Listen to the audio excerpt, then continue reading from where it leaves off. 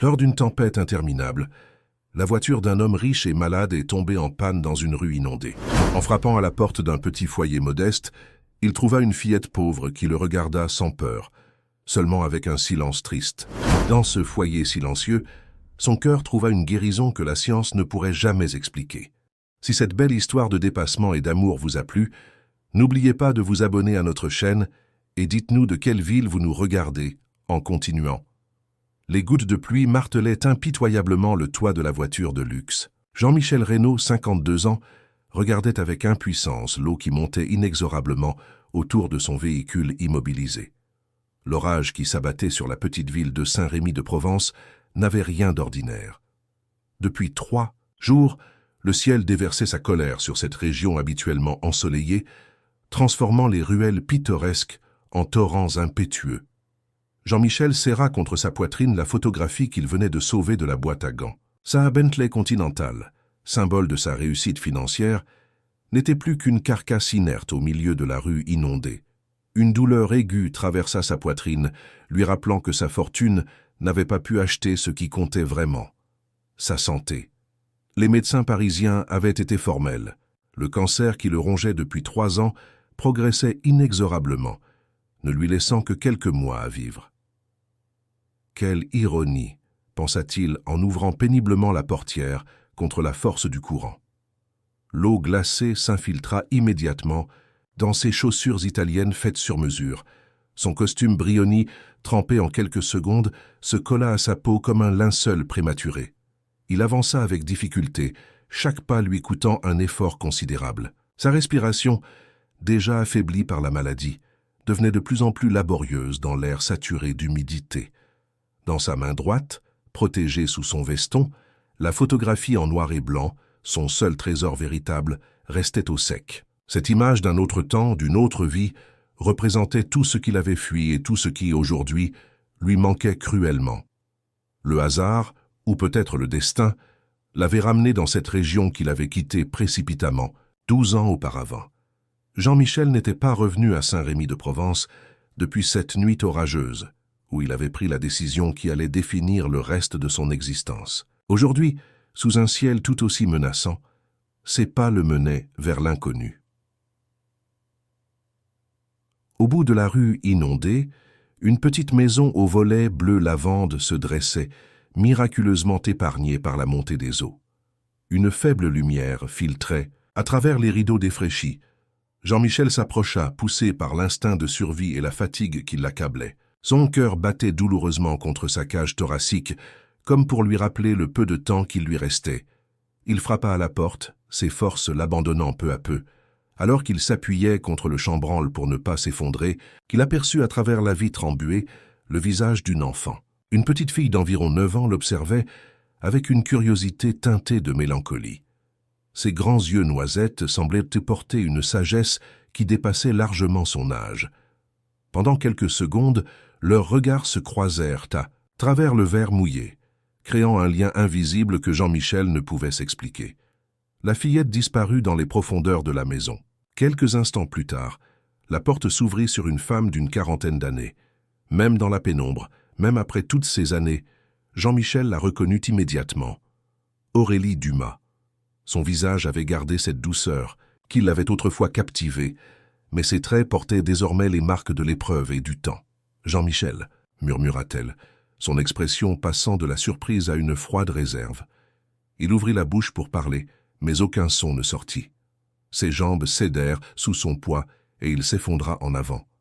Aurélie, malgré sa stupéfaction, le rattrapa instinctivement. Malgré sa rancœur évidente, elle ne put se résoudre à laisser cet homme, qu'elle avait autrefois aimé plus que tout, sombrer dans l'inconscience sur son seuil. « Lucie, va chercher des serviettes », ordonna-t-elle à la petite fille qui observait la scène avec des yeux écarquillés. Avec difficulté, Aurélie guida Jean-Michel vers l'intérieur de la maison. L'homme sentit la chaleur réconfortante du foyer l'envelopper, contrastant violemment avec le froid qui s'était installé dans ses os depuis si longtemps. Elle l'installa sur une chaise en bois près de la petite cuisine, où une marmite fumante répandait une odeur de soupe aux légumes. Dans la lumière plus claire de l'intérieur, Aurélie remarqua la pâleur cadavérique de Jean-Michel, ses joues creusées et ses cernes profonds. Cet homme n'était plus que l'ombre du séduisant entrepreneur qu'il avait quitté 12 ans auparavant, lorsqu'elle lui avait annoncé sa grossesse. « Tu es malade », constata-t-elle simplement, sans compassion apparente, mais sans hostilité. Non plus. Jean-Michel acquiesça faiblement. « Cancer, phase terminale ». Ces 3 mots résonnèrent dans la petite pièce comme une sentence. Aurélie ferma brièvement les yeux, digérant l'information. Quand elle les rouvrit, son regard croisa celui de Lucie qui revenait avec une pile de serviettes. La petite fille s'approcha timidement de l'étranger et lui tendit une serviette blanche légèrement usée mais propre. « Merci », murmura Jean-Michel en prenant le tissu de ses petites mains qui, il le savait maintenant avec certitude, étaient celles de sa fille. Le temps sembla se figer dans cette modeste cuisine où le tic-tac de l'horloge murale rythmait un silence lourd de non-dits. Jean-Michel observa discrètement Lucie qui rangeait méthodiquement ses cahiers d'école sur la table basse du salon adjacent. Elle avait les mêmes gestes précis que lui, la même façon de plisser légèrement les yeux lorsqu'elle se concentrait.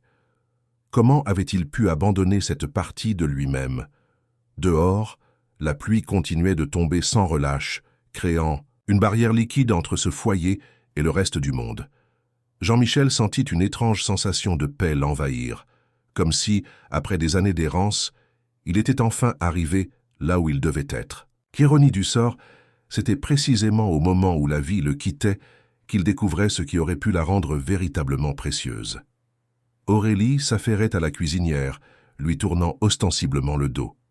Sa posture rigide trahissait la tempête émotionnelle qui l'agitait.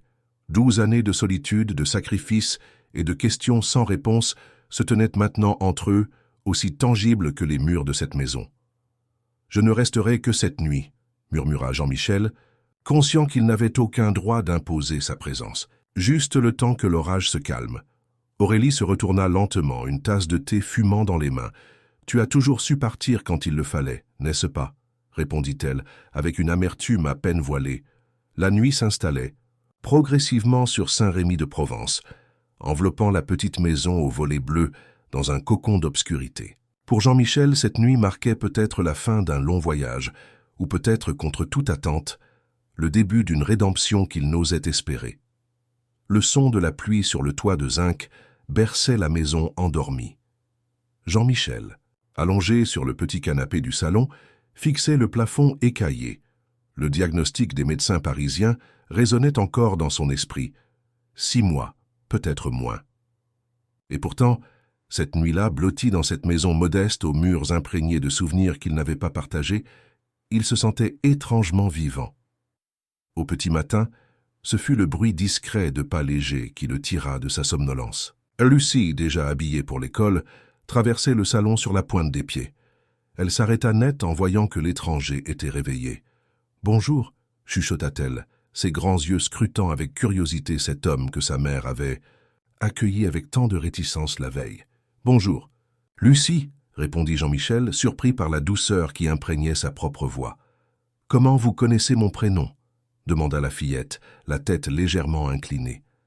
Jean-Michel se redressa lentement, réprimant une grimace de douleur. « Ta maman l'a dit hier soir. » Lucie hocha la tête, semblant accepter cette explication. Elle s'approcha d'un pas, son cartable rose serré contre sa poitrine comme un bouclier. « Vous êtes malade ?» demanda-t-elle avec cette franchise désarmante propre aux enfants. « Oui », admit Jean-Michel. Il n'avait jamais trouvé utile de mentir aux enfants. « Assez gravement. » Ma maîtresse dit que parfois, ce sont les âmes qui sont malades, pas les corps, affirma Lucie, avec une conviction touchante. Elle dit que quand on répare l'âme, parfois le corps suit.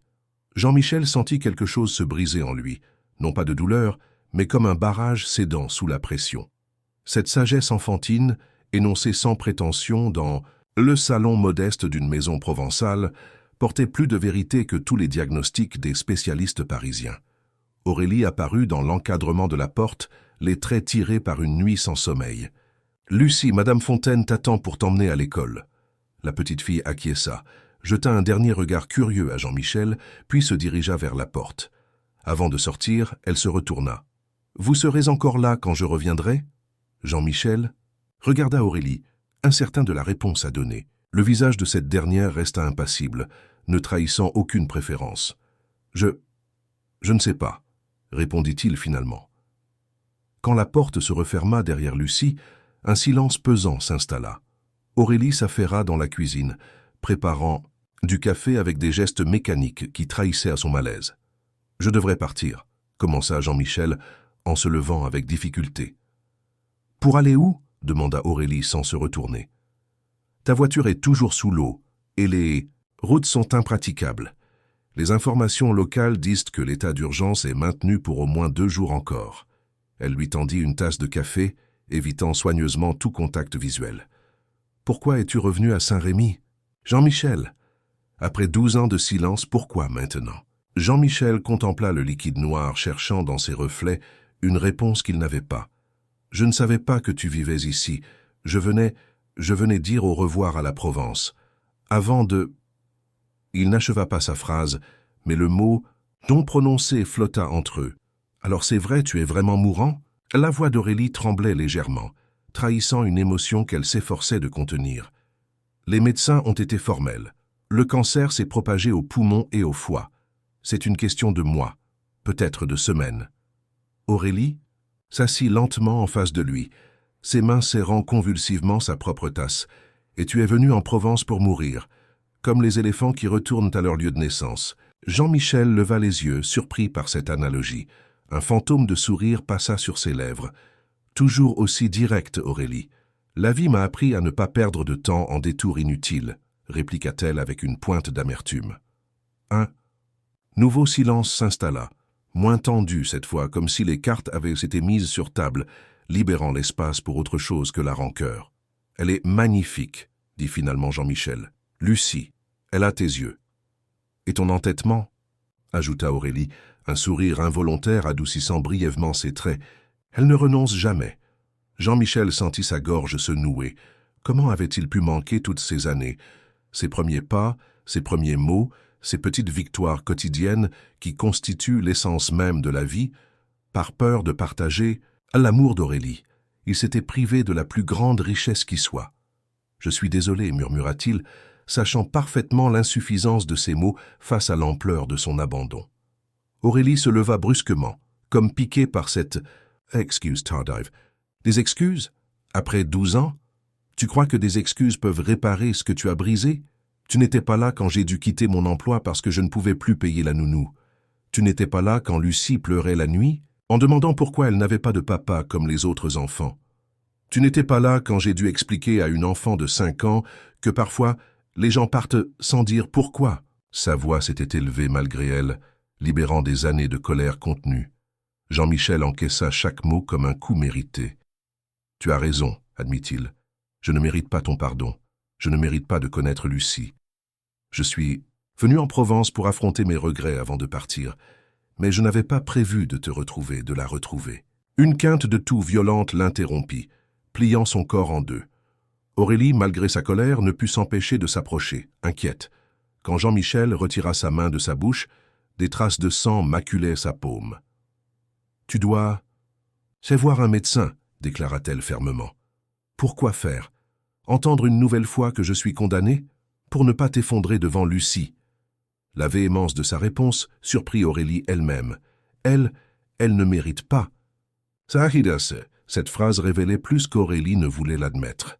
Malgré tout, malgré l'abandon et les années de solitude, une partie d'elle s'inquiétait encore pour cet homme qui avait autrefois détenu son cœur.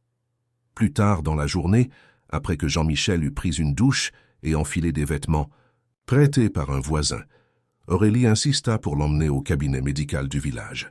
La pluie avait momentanément cessé, laissant place à un ciel chargé de nuages menaçants.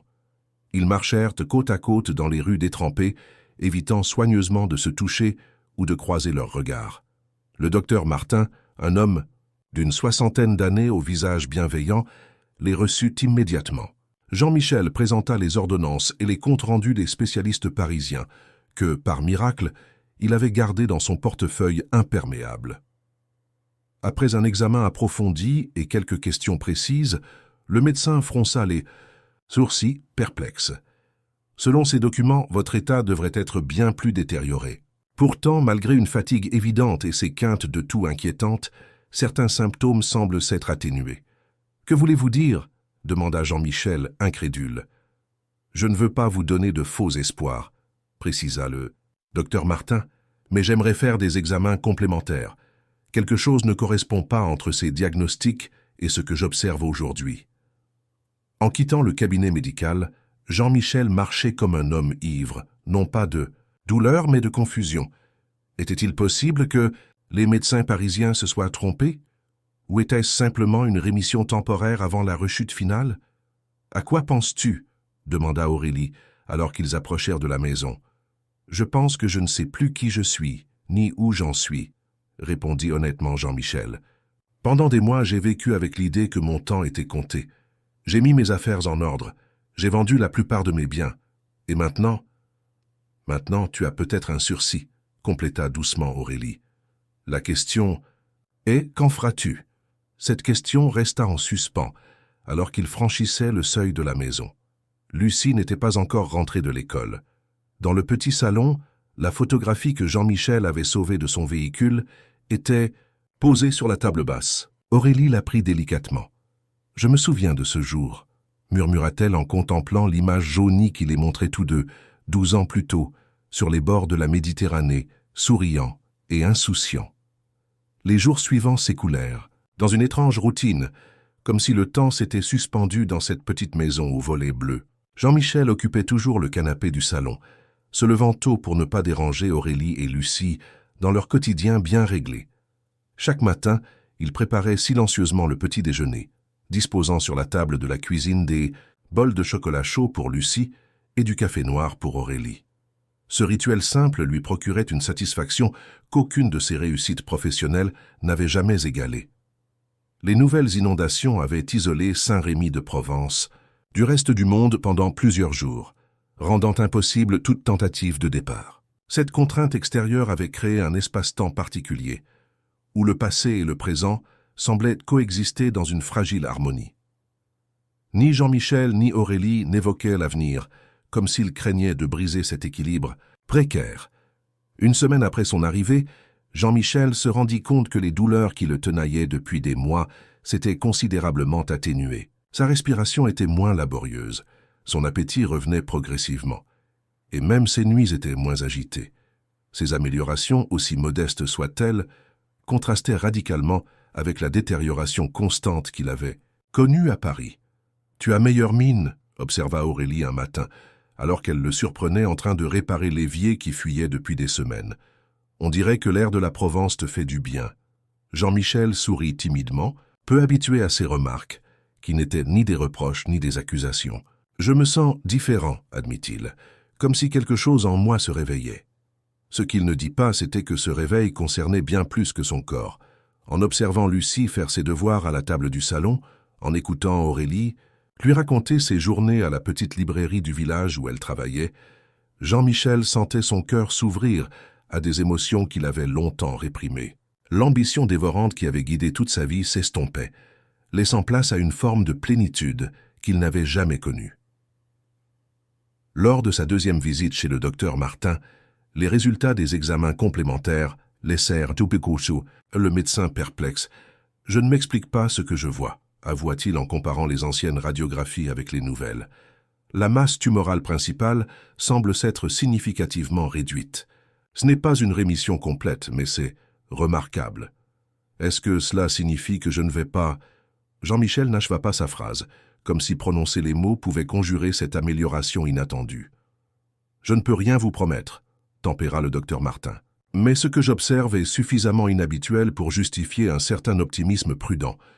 Quoi que vous fassiez depuis votre arrivée à Saint-Rémy, continuez. » Cette conversation résonnait encore dans l'esprit de Jean-Michel alors qu'il rentrait à pied vers la petite maison qui, contre toute attente, était devenue son refuge. Les rues du village commençaient à retrouver leur aspect normal après les inondations. Les commerçants nettoyaient leurs devantures, les enfants jouaient dans les flaques qui persistaient çà et là, et les touristes faisaient leur réapparition, attirés par le charme intemporel de ce coin de Provence. En passant devant l'école primaire, Jean-Michel ralentit le pas.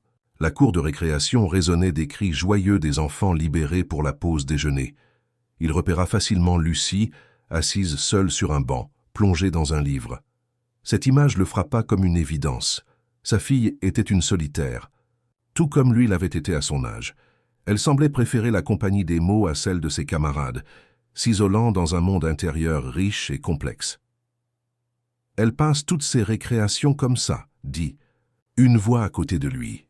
Jean-Michel se tourna pour découvrir une femme d'une 50aine d'années, au visage bienveillant, qui observait également la cour d'école à travers la grille. « Je suis Madame Leroy, la directrice », se présenta-t-elle. « Vous devez être le père de Lucie. Elle nous a parlé de votre retour. » Jean-Michel sentit une boule se former dans sa gorge. « Père de Lucie ». Ces mots, prononcés avec tant de naturel par cet inconnu, le bouleversaient. Il n'avait pas mérité ce titre, et pourtant, il le désirait plus que tout au monde. « Elle est brillante, vous savez », poursuivit la directrice. « Une des meilleures élèves de l'école, mais elle a du mal à se faire des amis. Les autres enfants la trouvent différente. »« Différente », répéta Jean-Michel, soudain inquiet. Plus mûr, plus réfléchi. Elle voit des choses que les autres enfants ne remarquent pas. Et puis, il y a eu cet incident le mois dernier. « Quel incident ?» demanda Jean-Michel, de plus en plus alarmé. La Sam, directrice, sembla hésiter. Elle s'est évanouie pendant le cours de gymnastique.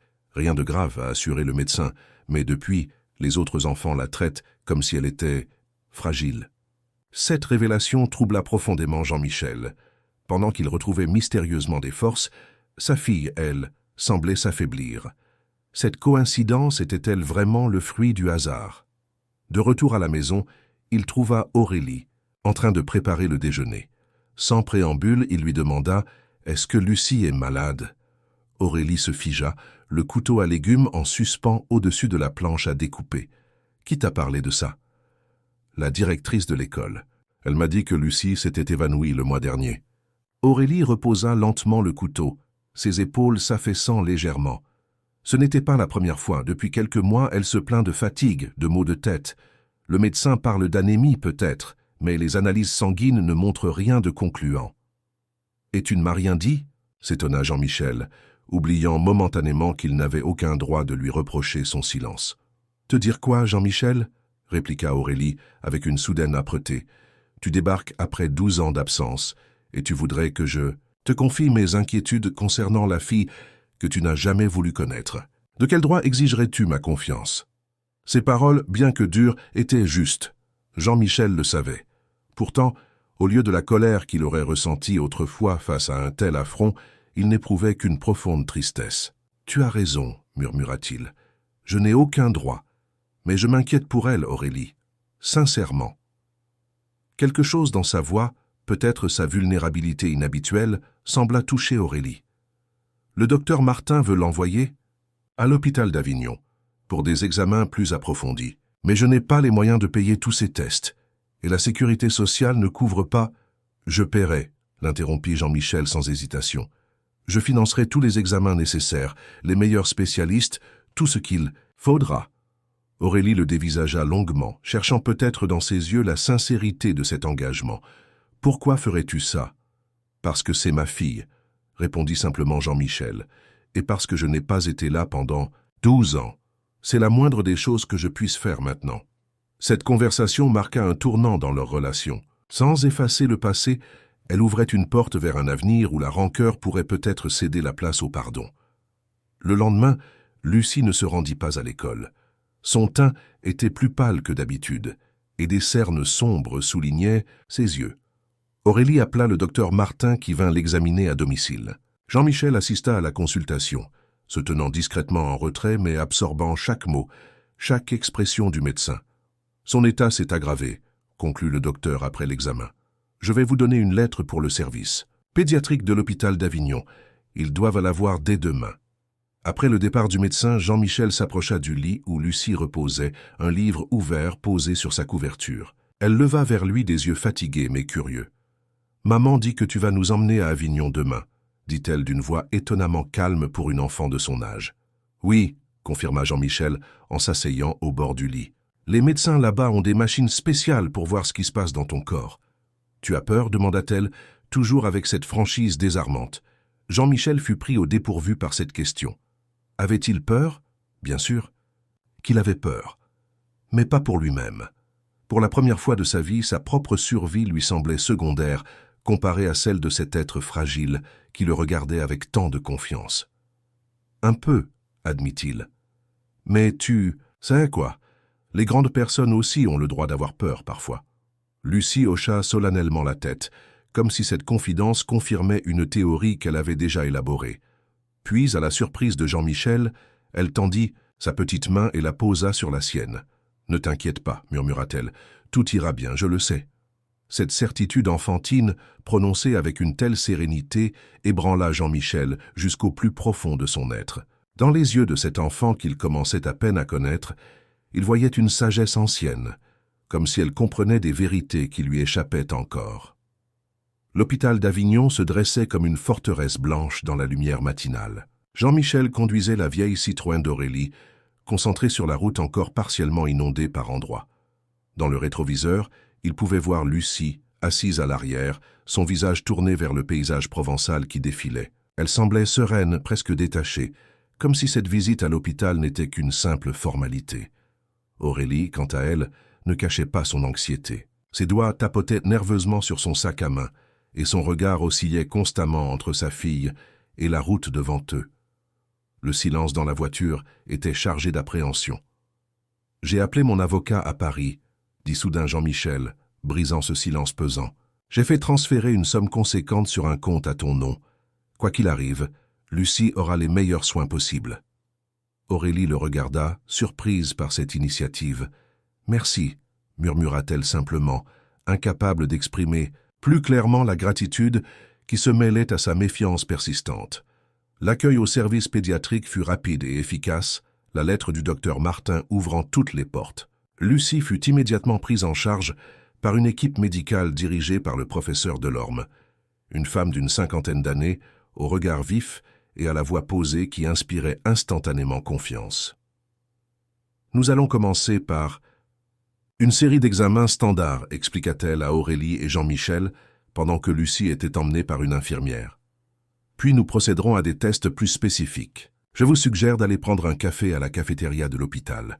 Cela prendra au moins 2 heures. » Dans la cafétéria au mobilier impersonnel, Jean-Michel et Aurélie se retrouvèrent face à face, 2 tasses de café insipide entre eux.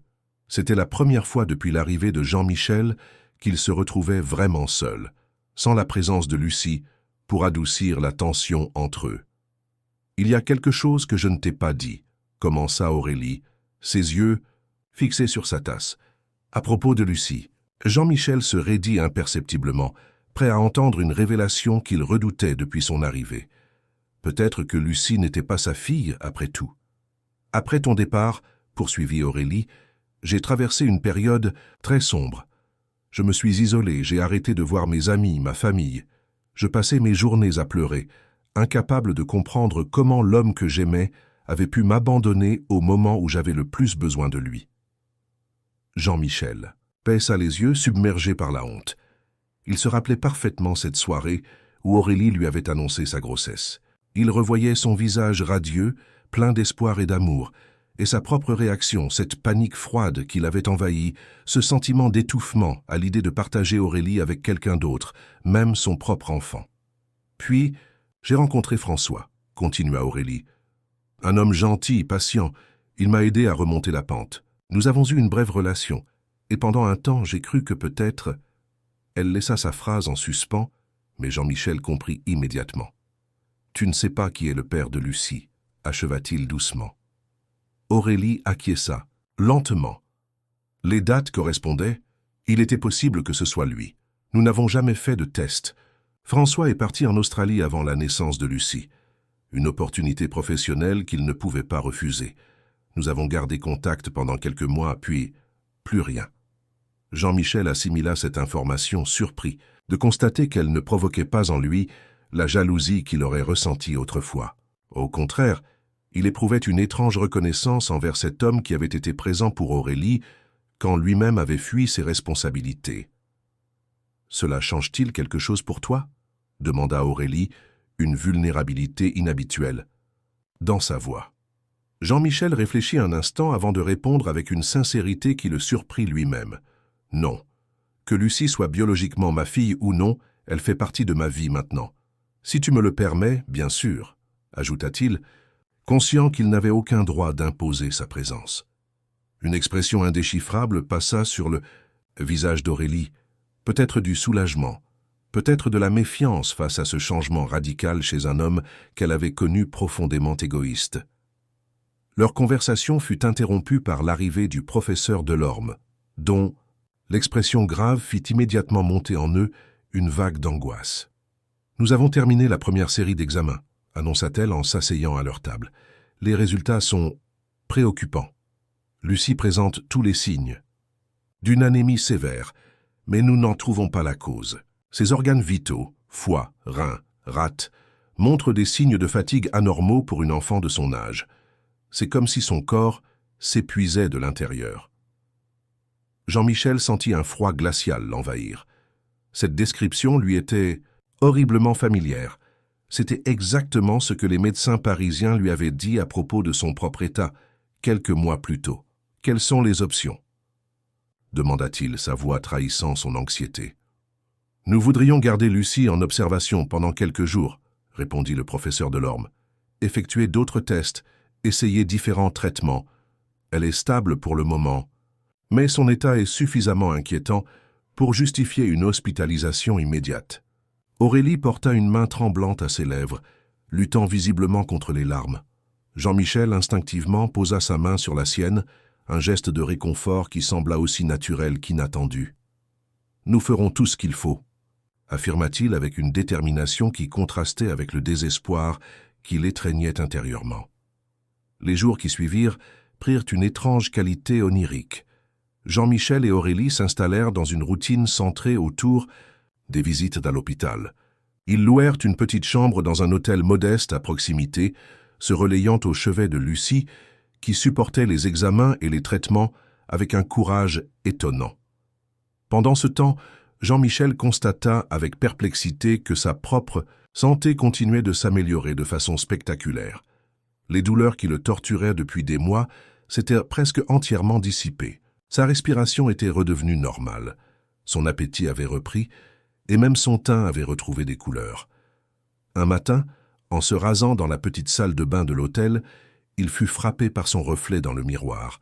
L'homme émacié et blafard qui avait débarqué à Saint-Rémy-de-Provence avait laissé place à une version plus robuste et vivante de lui-même.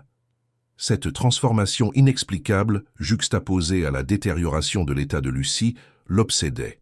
Il ne pouvait s'empêcher de penser qu'il existait une connexion, une sorte d'échange mystérieux entre leurs destins physiologiques.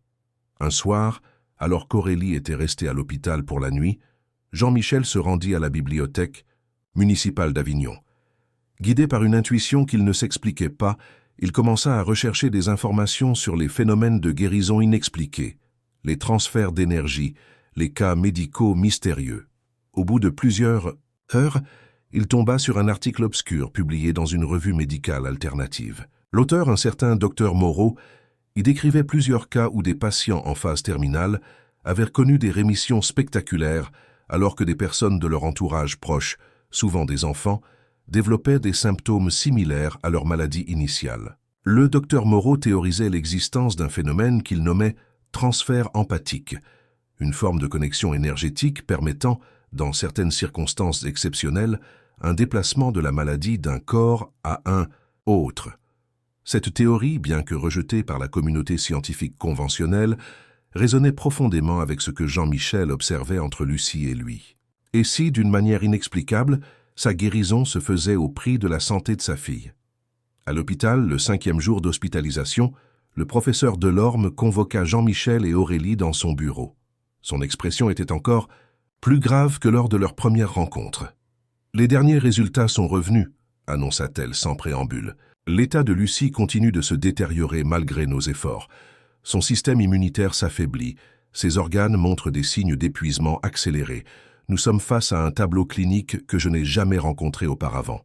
Il doit bien y avoir quelque chose à faire, insista Aurélie, sa voix trahissant son désespoir. Le professeur Delorme hésita avant de poursuivre. Il existe un traitement expérimental qui pourrait stabiliser son état. C'est un protocole qui n'a pas encore reçu toutes les autorisations officielles, mais qui a montré des résultats prometteurs dans des cas similaires. Toutefois, je dois vous avertir qu'il comporte des risques significatifs et que son coût est considérable. La sécurité sociale ne le prendra pas en charge? Le coût n'est pas un problème, affirma immédiatement Jean-Michel. Quels sont les risques? Des effets secondaires potentiellement graves, insuffisance rénale, hépatique, complications cardiaques, et nous n'avons aucune garantie de succès. Jean-Michel et Aurélie échangèrent un regard. Dans cette communication silencieuse, ils trouvèrent un accord qui transcendait leurs années de séparation. « Nous voulons tenter ce traitement », déclara Aurélie, sa main cherchant instinctivement celle de Jean-Michel. Pendant que le professeur Delorme leur expliquait les détails du protocole, Jean-Michel sentait une certitude se former dans son esprit. Si sa théorie du transfert empathique était correcte, aucun traitement conventionnel ne pourrait sauver Lucie tant que ce lien mystérieux perdurerait entre eux. Cette nuit-là, après qu'Aurélie se fut endormie dans le fauteuil près du lit de Lucie, Jean-Michel sortit discrètement de la chambre d'hôpital. Il marcha jusqu'à la chapelle de l'établissement, un petit espace austère où quelques bougies vacillantes projetaient des ombres dansantes sur les murs nus. Là, seul face à lui-même et à cette force mystérieuse qui semblait régir leur destin, Jean-Michel prit une décision.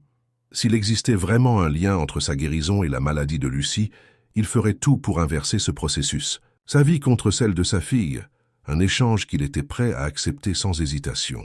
« Prends-moi à sa place », murmura-t-il dans le silence de la chapelle. « Je t'en supplie, quelle que soit la force qui nous lie, prends-moi et épargne-la. Elle mérite de vivre, de grandir, de connaître toutes ces choses que je n'ai pas su apprécier. Moi, j'ai déjà vécu, j'ai déjà gâché ma chance. » Des larmes coulaient librement sur son visage, les premières depuis des décennies. Dans cette prière improvisée, adressée à une entité qu'il ne nommait pas, Jean-Michel offrait la seule chose de valeur qu'il possédait encore, le temps qui lui restait à vivre. Au petit matin, l'hôpital s'éveillait dans un ballet silencieux de blouses blanches et de chariots médicaux. Jean-Michel, qui n'avait pas quitté la chapelle de la nuit, se dirigea vers la chambre de Lucie, son corps courbaturé par les heures passées sur le banc de bois dur. Une fatigue nouvelle pesait sur ses épaules, mais il l'accueillait presque avec soulagement, comme la preuve que sa prière avait peut-être été entendue. Devant la porte de la chambre, il s'arrêta, surpris par le son qui en émanait.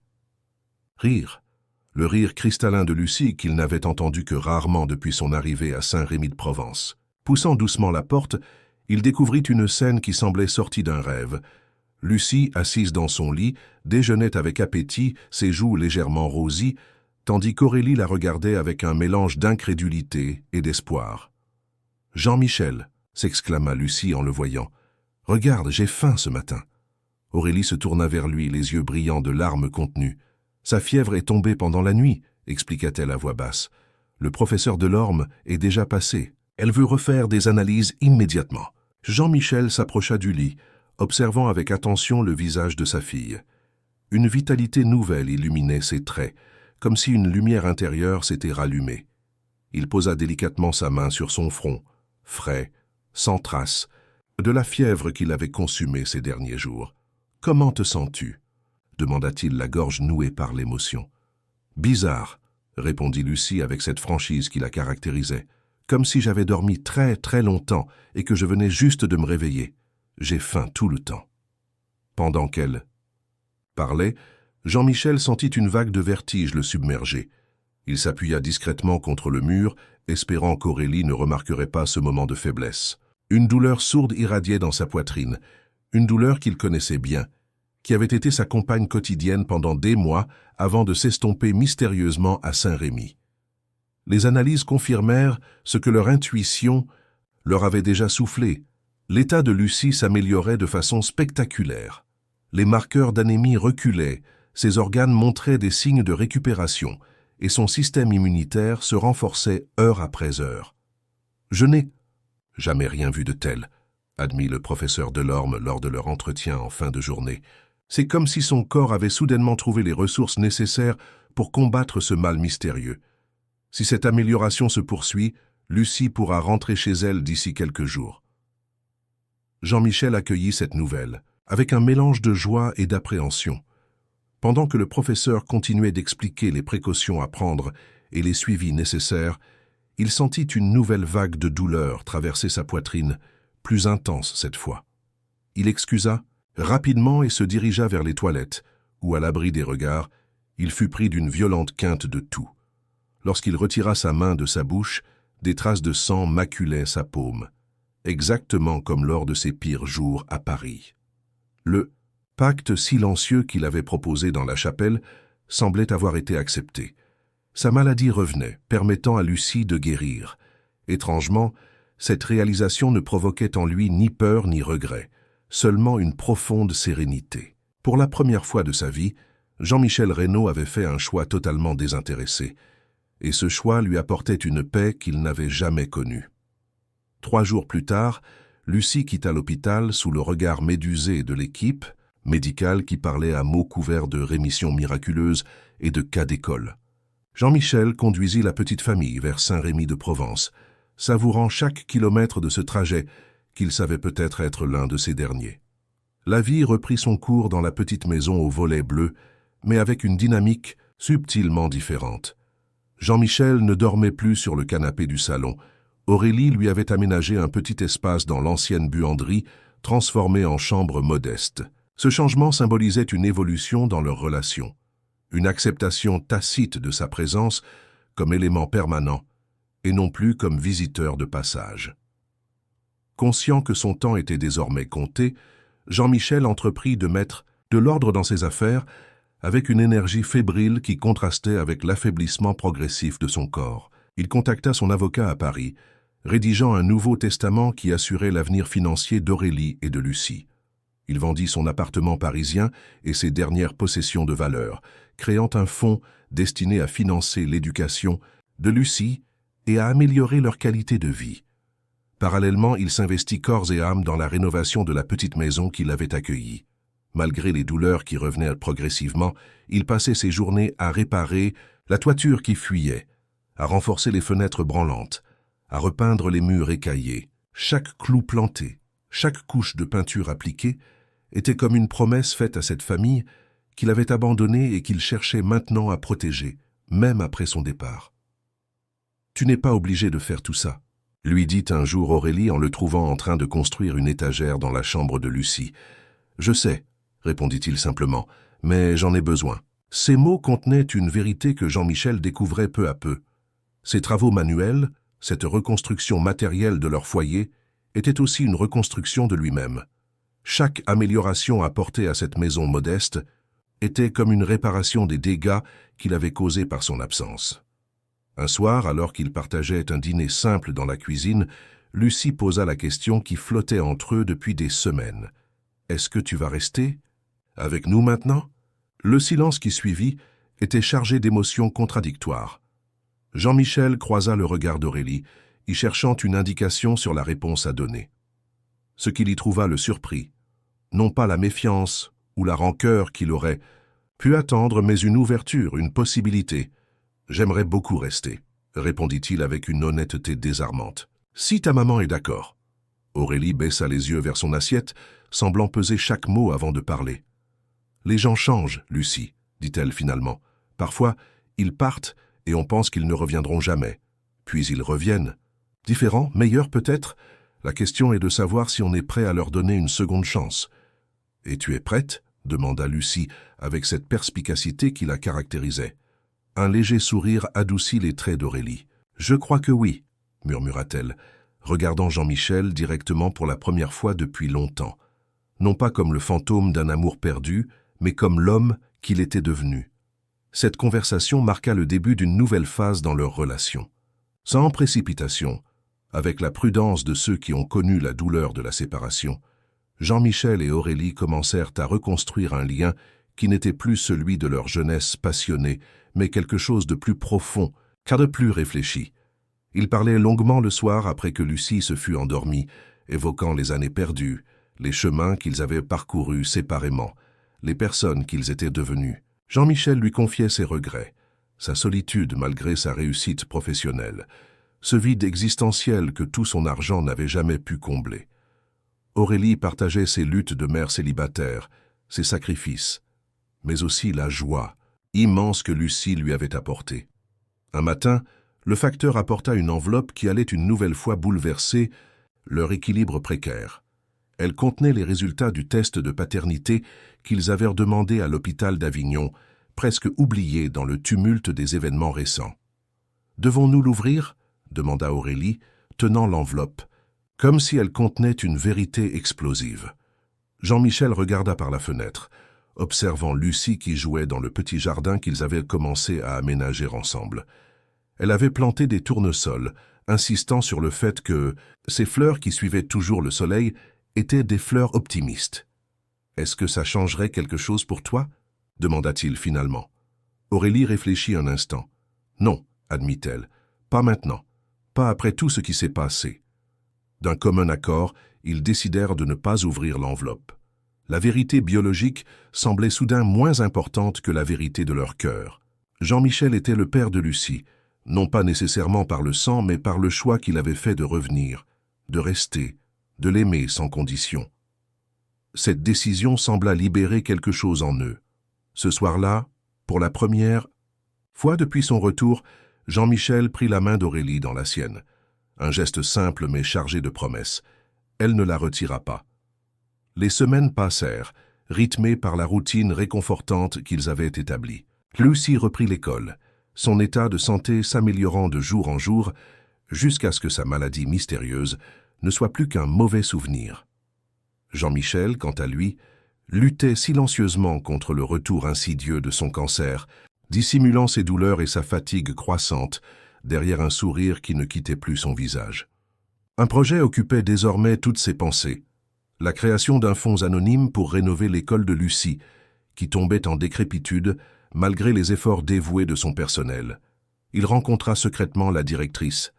Madame, Leroy organisa les travaux, commanda du mobilier neuf, des livres, des ordinateurs. Chaque détail était soigneusement planifié pour améliorer le quotidien des enfants de Saint-Rémy, avec une attention particulière pour la bibliothèque, le refuge préféré de Lucie.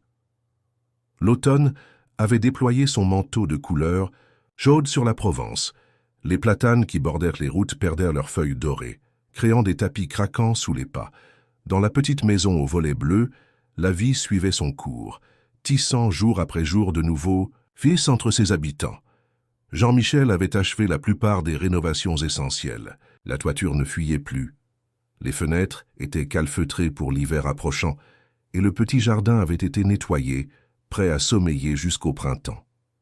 Seuls les tournesols de Lucie persistaient vaillamment, leurs têtes lourdes, inclinées vers le soleil automnal. Ce matin-là, en se rasant, Jean-Michel ne put ignorer son reflet dans le miroir. Son visage s'était à nouveau creusé, ses yeux s'enfonçaient dans leurs orbites, et une pâleur inquiétante avait remplacé le teint plus sain qu'il avait retrouvé pendant un temps. La maladie reprenait ses droits, inexorablement, comme la marée qui revient lécher le rivage après s'être momentanément retirée. Il dissimulait soigneusement son état à Aurélie et Lucie, prenant ses médicaments en secret, étouffant ses quintes de toux dans des serviettes qu'il lavait lui-même. Il voulait préserver aussi longtemps que possible cette bulle de bonheur fragile qu'ils avaient créée ensemble. Chaque jour était un cadeau qu'il savourait pleinement, conscient de sa valeur inestimable. Ce jour-là, après avoir accompagné Lucie à l'école, un rituel matinal qu'il chérissait particulièrement, il se rendit à la librairie où travaillait Aurélie. L'établissement était niché dans une ruelle pittoresque du centre historique de Saint-Rémy, ses étagères en bois sombre croulant sous des ouvrages de tout genre. L'odeur de papier et d'encre qui y régnait lui rappelait son enfance, quand sa mère l'emmenait à la bibliothèque municipale de Marseille. Aurélie leva les yeux du registre qu'elle tenait, surprise de le voir entrer. « Jean-Michel, il y a un problème ?»« Aucun, » la rassura-t-il avec un sourire. « Je passais simplement te proposer de déjeuner ensemble, si tu peux te libérer, bien sûr. » Cette invitation spontanée reflétait le changement qui s'était opéré en lui. Autrefois, chaque minute de son temps était comptabilisée, rentabilisée, consacrée à l'accumulation de richesses et de pouvoir. Aujourd'hui, il savourait ces moments simples, un déjeuner impromptu, une promenade sans but précis, une conversation sans contrainte d'horaire. Ils s'installèrent à la terrasse d'un petit café, profitant des derniers rayons chaleureux, avant l'arrivée de l'hiver.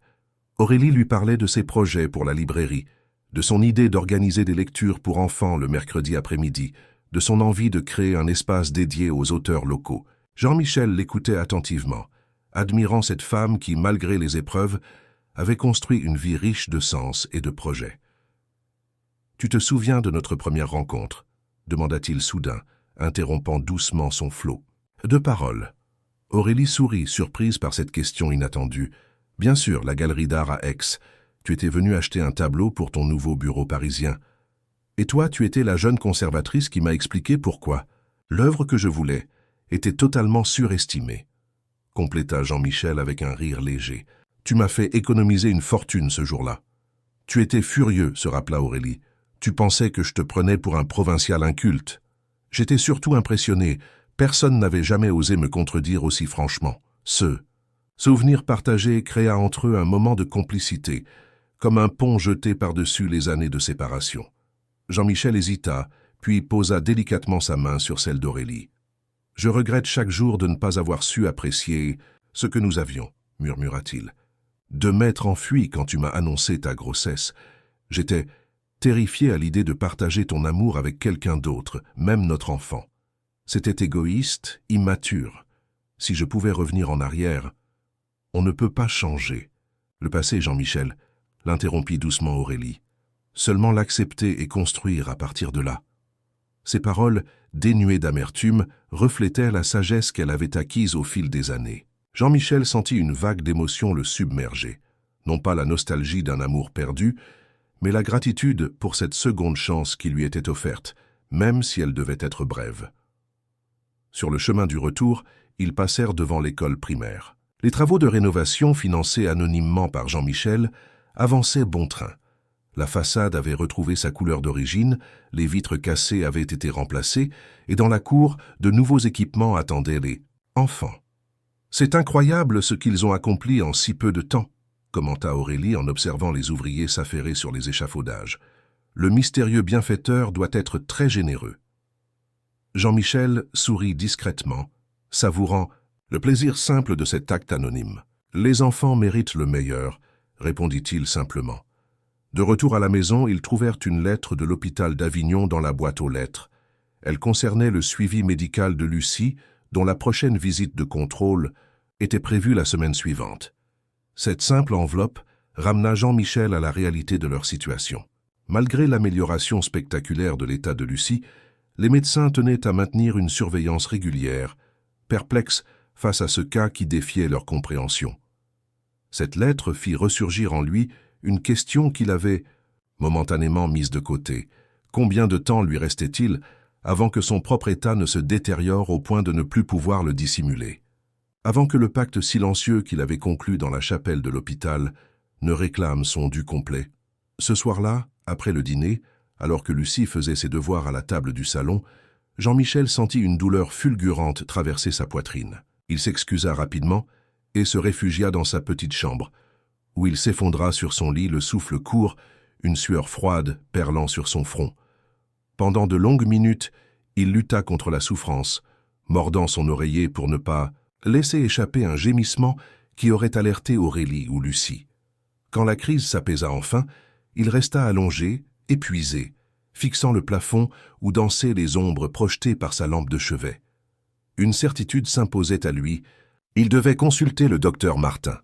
Non pas dans l'espoir illusoire d'une guérison, il avait accepté le marché, mais pour obtenir des médicaments plus puissants qui lui permettraient de masquer sa souffrance plus longtemps, de rester présent pour Aurélie et Lucie jusqu'au dernier moment possible.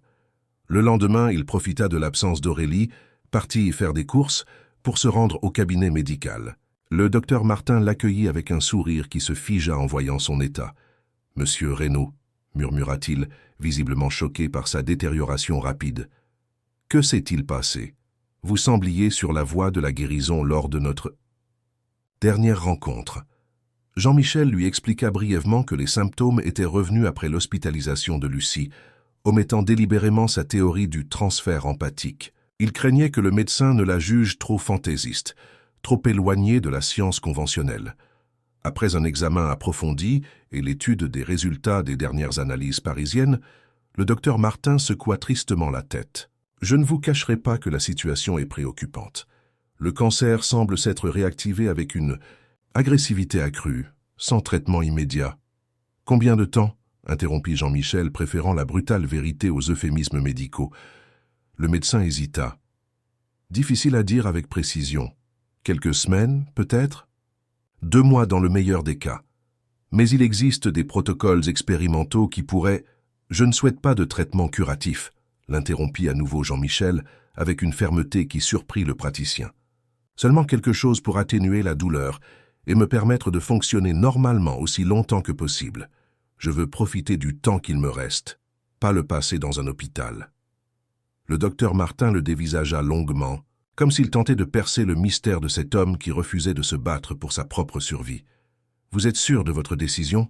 Mademoiselle Dumas et la petite Lucie sont au courant? »« Non, » admit Jean-Michel.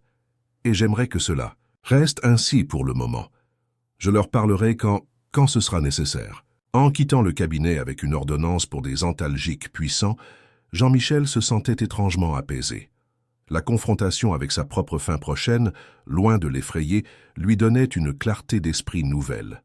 Chaque jour devenait précieux, chaque instant avec Aurélie et Lucie un trésor à chérir.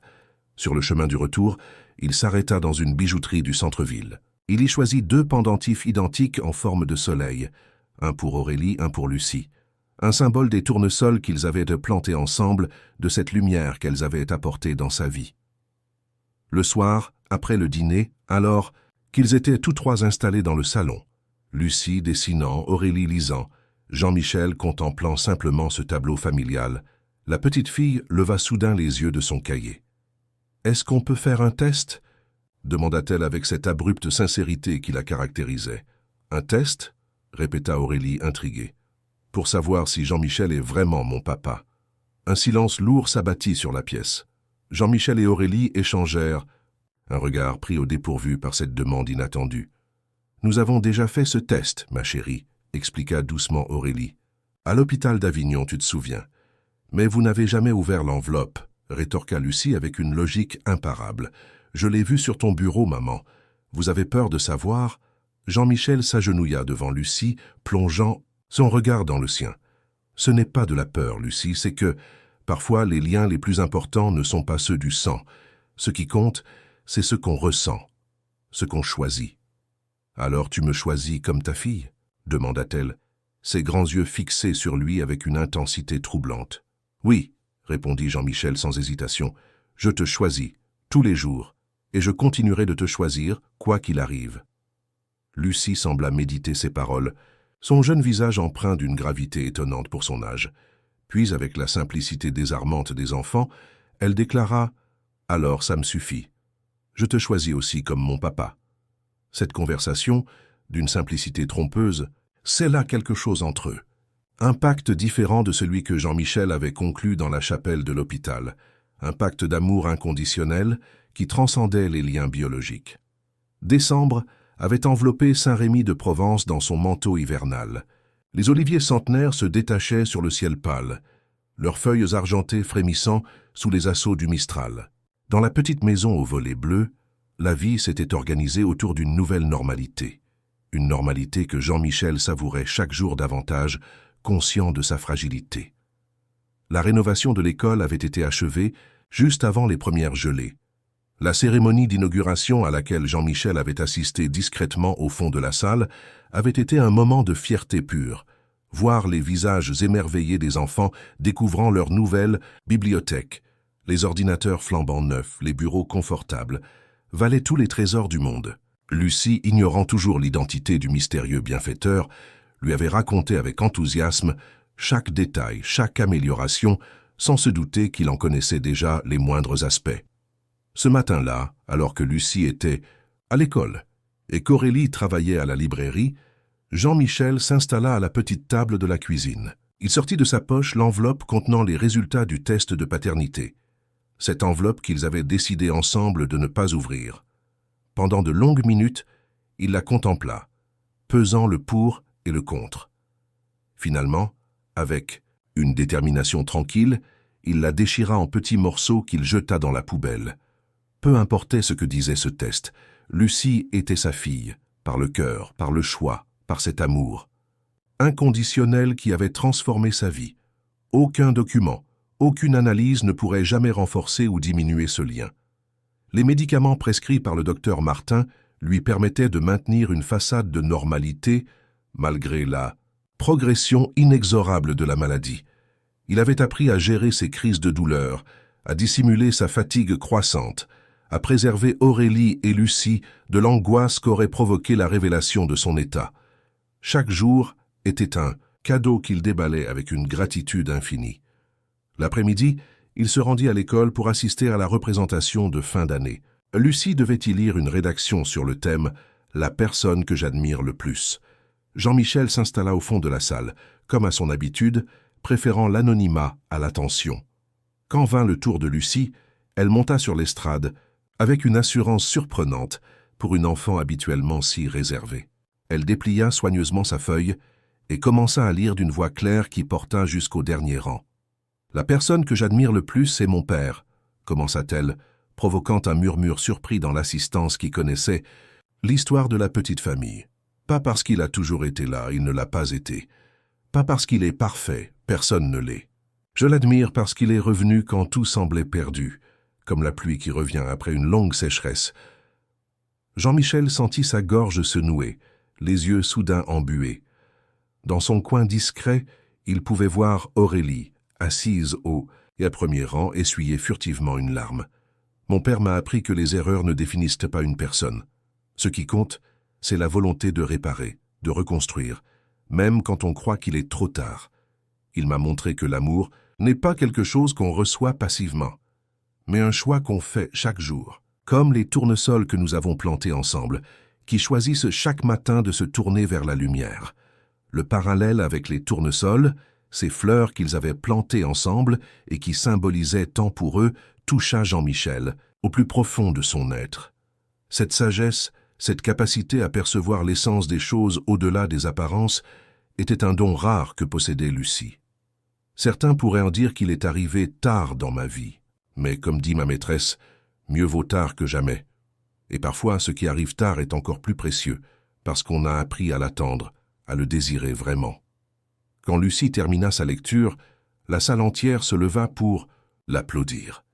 Jean-Michel, submergé par l'émotion, dut s'appuyer contre le mur pour ne pas chanceler. Cette déclaration publique, cette reconnaissance du lien qui les unissait désormais, était le plus beau cadeau qu'il aurait pu imaginer.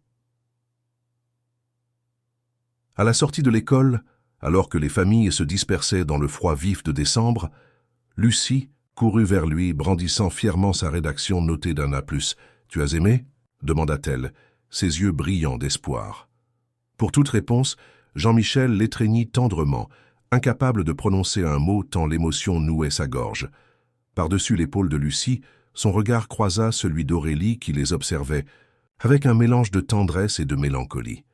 Ce soir-là, après avoir couché Lucie, Jean-Michel et Aurélie s'installèrent sur le petit banc du jardin, enveloppés dans des couvertures contre le froid nocturne. Au-dessus d'eux, le ciel d'hiver déployait sa voûte constellée d'étoiles. « Elle t'aime tellement », murmura Aurélie, brisant le silence confortable qui s'était installé entre eux. « En si peu de temps, tu es devenu son héros. » Jean-Michel sourit faiblement, conscient de l'ironie de la situation. Lui qui avait passé sa vie à courir après les succès, la reconnaissance, la fortune, découvrait que son plus grand accomplissement était d'avoir gagné l'amour de cette petite fille, qu'il avait abandonnée avant même sa naissance. « Je ne mérite pas son admiration, » dit-il doucement, « ni la tienne. » Aurélie se tourna vers lui, son visage à demi éclairé par la lumière qui filtrait à travers les rideaux de la maison. « L'amour n'est pas une question de mérite, Jean-Michel. C'est un don gratuit. Tu devrais le savoir maintenant. » Il acquiesça lentement, acceptant cette vérité qu'il avait mis tant d'années à comprendre. Puis, rassemblant son courage, il prit la main d'Aurélie dans la sienne.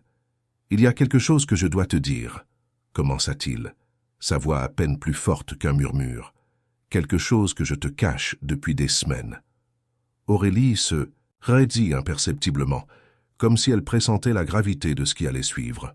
« Je sais, » dit-elle simplement, surprenant Jean-Michel. « Je sais que la maladie est revenue. Je t'ai entendu tousser la nuit. J'ai vu les médicaments que tu caches sous ton matelas. Je sais que tu souffres. » Cette révélation le laissa sans voix. Il avait cru protéger Aurélie et Lucie en leur dissimulant la vérité, mais rien n'échappait à l'œil attentif de cette femme qui avait appris à lire les signes de la souffrance. « Pourquoi n'as-tu rien dit ?» demanda-t-il finalement. « Pour la même raison que toi, » répondit-elle doucement, « pour préserver ces moments de bonheur, cette vie normale que nous avons construite ensemble, pour ne pas gâcher le temps précieux qu'il nous reste. » Cette dernière phrase, prononcée avec une acceptation sereine, révélait toute l'étendue de la compréhension d'Aurélie.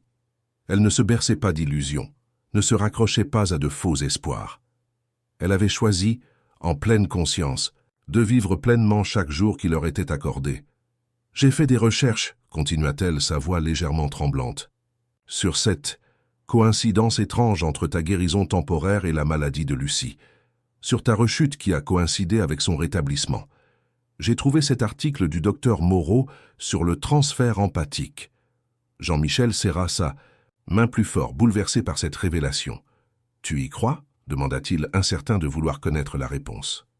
« Je ne sais pas si c'est scientifiquement possible, » admit Aurélie. « Mais je sais ce que j'ai vu. Je sais que quelque chose s'est passé entre vous deux, quelque chose qui dépasse notre compréhension rationnelle. » Elle marqua une pause, cherchant ses mots. « Cette nuit-là, à l'hôpital d'Avignon, quand tu as disparu pendant des heures, tu étais dans la chapelle, n'est-ce pas? Tu as offert ta vie pour la sienne. » Ce n'était pas une question, mais une affirmation, comme si elle avait perçu intuitivement ce qui s'était joué cette nuit-là. « Je ne regrette rien, » murmura Jean-Michel. « Si c'est vraiment ce qui s'est passé, si d'une manière ou d'une autre, ma maladie a été transférée à Lucie, puis m'est revenue quand j'ai prié pour ça. Alors c'est le meilleur échange que j'ai jamais fait. » Aurélie posa sa tête sur son épaule, leurs larmes silencieuses se mêlant dans la nuit froide. « Tu nous as donné tellement plus que ta vie, Jean-Michel. Tu nous as donné une famille. » Les jours qui suivirent prirent une qualité presque irréelle, comme suspendus hors du temps ordinaire. Maintenant qu'Aurélie partageait son secret, Jean-Michel n'avait plus à dissimuler sa souffrance, à prétendre que tout allait bien. Cette honnêteté, loin d'assombrir leur quotidien, l'éclaira d'une lumière nouvelle, celle de l'authenticité, de la vérité partagée. Ils décidèrent, ensemble, de ne rien dire à Lucie pour le moment, non pas pour la maintenir dans l'ignorance, mais pour lui offrir encore quelques semaines de cette normalité qu'elle n'avait connue que si récemment. Un matin, alors que Noël approchait, Jean-Michel se réveilla avec une idée fixe. Malgré sa faiblesse croissante, il se rendit au centre-ville, où il acheta des fournitures de jardinage, des bulbes à planter, des décorations résistantes au gel. De retour à la maison, il commença à transformer le petit jardin, installant des lumières solaires le long des allées, plantant des bulbes de tulipes et de narcisses qui fleuriraient au printemps, accrochant des mangeoires pour les oiseaux. Quant à Lucie rentra de l'école, elle resta bouche bée devant cette métamorphose. « C'est magnifique !» s'exclama-t-elle en tournoyant au milieu des lumières qui s'allumaient progressivement dans le crépuscule hivernal. « C'est pour que le jardin reste beau, même pendant l'hiver, » expliqua Jean-Michel. « Et au printemps, quand les bulbes fleuriront, ce sera encore plus joli. » Il ne dit pas ce qu'ils pensaient tous deux, qu'ils ne seraient probablement plus là pour voir ces fleurs éclore. Cette conscience partagée de la finitude donnait à chaque geste, chaque parole, une intensité particulière. Le soir du réveillon de Noël, ils organisèrent un petit dîner dans la maison décorée avec soin. Jean-Michel avait insisté pour cuisiner malgré sa fatigue, préparant des plats traditionnels provençaux qu'il avait appris de sa propre mère tant d'années auparavant. Aurélie avait invité quelques voisins proches, dont Madame Fontaine qui emmenait régulièrement Lucie à l'école, et le docteur Martin qui veillait discrètement sur la santé de Jean-Michel. Après le repas, alors que les adultes conversaient, doucement autour d'un verre de vin chaud, Jean-Michel s'éclipsa dans la cuisine où il avait caché les cadeaux. Pour Aurélie, il avait choisi un bracelet en or fin, orné d'un petit pendentif en forme de tournesol, assorti à celui qu'il lui avait déjà offert. Pour Lucie, il avait fait fabriquer un livre unique, un recueil de contes qu'il avait écrit spécialement pour elle, illustré par un artiste local, racontant les aventures d'une petite fille courageuse qui ressemblait étrangement à Lucie. Mais le cadeau le plus important était dissimulé dans une simple enveloppe. Il avait longuement hésité avant de le préparer, craignant de gâcher cette soirée festive. Pourtant, il savait qu'il n'existait pas de moment parfait pour certaines vérités. Lorsqu'il revint dans le salon, les bras chargés de paquets, son regard croisa celui d'Aurélie. Une communication silencieuse passa entre eux. Elle comprit immédiatement que ce moment avait une signification particulière. Les cadeaux furent ouverts dans l'excitation et les rires. Lucie serra son livre contre son cœur, promettant de le lire dès le lendemain matin. Aurélie, émue, laissa Jean-Michel attacher le bracelet à son poignet, leurs doigts s'effleurant dans ce geste intime. Puis, quand les voisins furent partis et que le silence de la nuit enveloppa la maison, Jean-Michel sortit l'enveloppe, qu'il avait gardée pour la fin. « J'ai un dernier cadeau, dit-il doucement, pour vous deux. » Aurélie et Lucie échangèrent un regard intrigué. Jean-Michel leur tendit l'enveloppe, que Lucie ouvrit avec précaution. À l'intérieur se trouvait l'acte de propriété de la maison, transféré au nom d'Aurélie. Mais ce n'était pas tout. Une seconde feuille détaillait les arrangements qu'il avait pris, le fonds d'éducation pour Lucie, la somme déposée pour assurer leur confort matériel, les détails pratiques qu'il avait soigneusement organisés. « Qu'est-ce ? Que ça veut dire ?» demanda Lucie, trop jeune pour comprendre pleinement ces documents légaux. Jean-Michel s'agenouilla devant elle, prenant ses petites mains dans les siennes. « Ça veut dire que quoi qu'il arrive, vous serez toujours chez vous, ici. Que tu pourras aller dans l'école que tu choisiras, faire les études qui te plairont. C'est une promesse pour l'avenir. » Lucie le fixa avec cette perspicacité troublante qui la caractérisait. « Tu vas partir, dit-elle simplement. Une affirmation plutôt qu'une question. » Jean-Michel jeta un coup d'œil à Aurélie, qui hocha imperceptiblement la tête. Le moment était venu. « Je suis malade, Lucie, » expliqua-t-il doucement. « Très malade. Les médecins pensent que je ne pourrai pas guérir cette fois. » Il s'attendait à des larmes, à de la colère peut-être, les réactions naturelles d'une enfant face à l'injustice de la perte. Mais Lucie le surprit une fois de plus. « Je sais, » dit-elle calmement. « Je l'ai su quand je suis allé mieux et que tu as commencé à tousser la nuit. C'est comme si tu avais pris ma maladie. » Cette intuition, exprimée avec une simplicité désarmante, confirma ce que Jean-Michel et Aurélie soupçonnèrent déjà. Lucie avait perçu, à sa manière, le lien mystérieux qui s'était établi entre eux. « Je ne veux pas que tu sois triste, » continua-t-elle. « Tu nous as donné le plus beau cadeau de tous. »« Lequel ?» demanda Jean-Michel, la voix nouée par l'émotion. « Tu nous as montré que ce n'est jamais trop tard pour aimer, » répondit-elle, ses yeux brillants d'une sagesse qui dépassait largement son âge. « Comme les tournesols qui poussent même après l'orage. » Cette nuit-là, blottis tous les trois sur le canapé du salon, enveloppés dans une couverture chaude, ils regardèrent par la fenêtre les premières neiges de l'hiver tomber doucement sur Saint-Rémy-de-Provence. Jean-Michel tenait Lucie contre lui d'un bras, et Aurélie de l'autre, savourant la chaleur de leur corps, la simplicité parfaite de ce moment. Dehors, les lumières qu'il avait installées dans le jardin brillaient doucement dans la nuit, comme autant d'étoiles tombées du ciel. Au printemps, quand les bulbes qu'il avait plantés fleuriraient, quand les tournesols de Lucie se dresseraient à nouveau vers le soleil, il ne serait probablement plus là pour les voir. Mais une partie de lui continuerait d'exister dans cette maison, dans ce jardin, dans le cœur de ces deux êtres qui lui avaient appris, au crépuscule de sa vie, la véritable signification de l'amour. « Regardez » murmura Lucie, pointant le ciel à travers la fenêtre. Une étoile filante. Ils levèrent les yeux juste à temps pour voir la traînée lumineuse traverser le ciel d'hiver. « Faites un vœu » chuchota Aurélie. Jean-Michel ferma les yeux, mais ne fit aucun vœu. Il n'en avait plus besoin. Tout ce qu'il avait jamais désiré vraiment, il l'avait trouvé dans cette petite maison aux volets bleus, au terme d'un long voyage qu'il avait ramené, contre toute attente, exactement là où il devait être.